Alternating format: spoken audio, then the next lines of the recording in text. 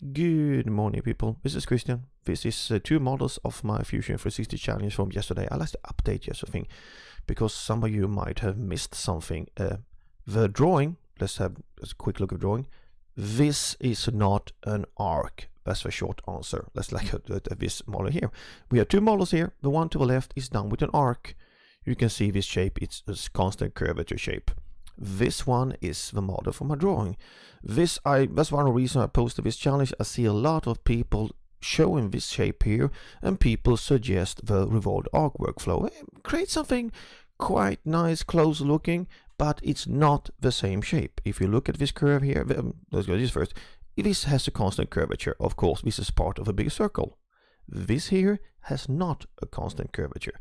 It's a high curvature here, and as you go down, it basically becomes a straight line. So this shape here almost starts like a cone, and then it curves up and straight up. And this, of course, also makes the most narrow part of this vase move upwards instead of being like almost centered here.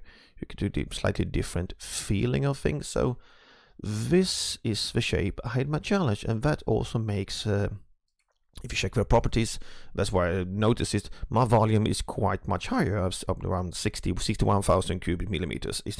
It can change a bit on how you set up your drawings and stuff like that. But if you get a quite low number of that, here's the drawing course. You can also see here, this is not an arc. I've not noticed as an arc. There's no radius on anything.